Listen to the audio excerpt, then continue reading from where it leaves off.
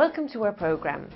Like every month, we'll bring you a summary of the most important debates and decisions of the European Parliament's plenary session. Let's start with the headlines. Cleaner air in European skies and the environment. Parliament votes in favour of wine market reform. Final vote on the Union's budget. Parliament this week adopted a revised directive on air quality. The agreement reached with Council stipulates strict standards for health protection.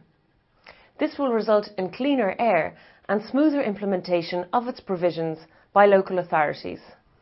The directive aims at taking additional measures on emission sources, for example through carbon particulate matter filters for HGVs, the inclusion of ship engines or household heating systems. EPPD member Anja Weisgerber explains why this add-on approach is needed. Nur circa 20 bis 30% der Rußpartikel in der Luft kommen. Only around 20 to 30% of carbon particulate matter stems from inner-city transport. And it is only those emissions the local authorities can do anything about. The authorities on the ground stand no chance of meeting the emission limits if no measures are taken to reduce the emissions from sources other than transport. It is not enough to simply measure air quality. We need to seal the emission sources. This is the only way to bring about real health protection. Due to meteorological or geographical circumstances, some local authorities face a particularly high level of particle emissions. Those municipalities may apply for a 3-year transition period. However, it will only be granted if the respective local authority has already implemented measures to improve the quality of the air. Alongside the current particulate matters PM10, with a diameter less than 10 micrometers, new limits for PM2.5, with a diameter less than 2.5 micrometers, will be introduced as from 2015. The new limits for the hazardous microparticles are very ambitious. They are attainable if further measures on emission sources are taken. The new directive provides an increased level of health protection throughout the EU. It also delivers more flexibility on the ground for those local authorities that have done everything they can and still do not meet the limits. This week saw the adoption of the Castiglione report on an ambitious reform of the wine market in the European Union. Italy's Giuseppe Castiglione of the EPP-ED group had authored the Parliament's report. During the debate, Mr. Castiglione stressed the importance of consolidating Europe's position as a world market leader. We witness a drop in consumption and an increase in imports.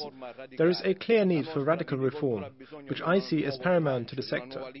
Our wine growers need a new deal, new incentives and new energy.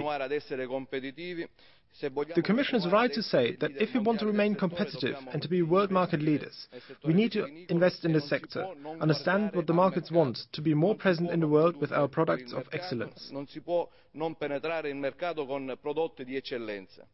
According to Mr. Castiglione, there is a need to focus more on instruments to develop the wine sector in Europe further and to provide more funding for such initiatives.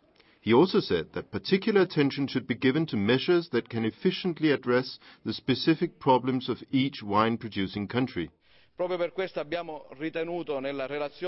This is why we have proposed, Madam Commissioner, to enlarge the list of eligible measures.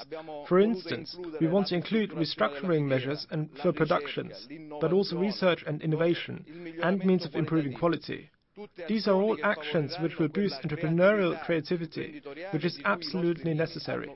For the same reasons, it is essential to enhance promotion campaigns, not only on the international markets, but also on our domestic markets.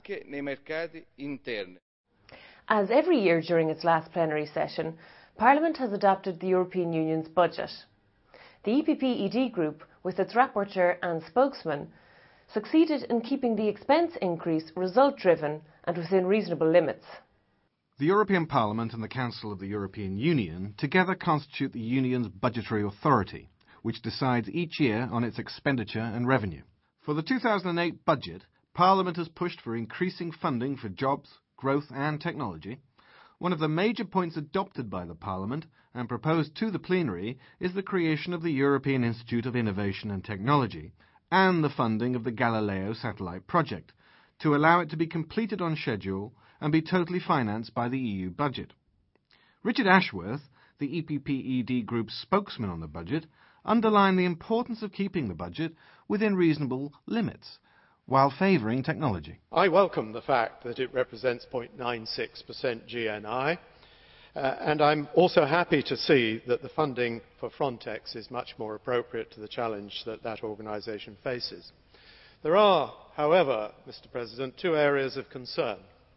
My first area is Galileo, and while it's not for me to comment on the technical merit of this project, I can and I certainly must comment on the financial disciplines which I see imposed. It was of concern to me that the private sector appeared to show a very low appetite for investment in this project. It would appear to me that there is little or no provision for cost and time overruns with the project, which are almost inevitable. And it does concern me that the vision for the business model after the development phase leaves a great deal to be desired. The second point which I want to mention is that this budget falls under the shadow of the Court of Auditors report. And I have to say that after 13 failures, this is something which must be taken very seriously. It's something which is extremely damaging to the public perception of the European Union. In the same spirit, Ville Etala, the rapporteur for the European Parliament's budget, explained, "My main objective as the rapporteur of the Parliament's and other institutions' budgets has been to maintain the increase as low as possible. This is why I named this budget the taxpayers' budget. This goal was achieved and the increase remained below 4%. In fact, this increase is in the logic of covering next year's preparation for the 2009 election of the Members of Parliament in all 27 Member States. You can find an extended version of the EPP-ED report on our website, www.epp-ed.eu. This programme was brought to you by the press service of the EPP-ED Group, the largest political group in the European Parliament. See you again soon.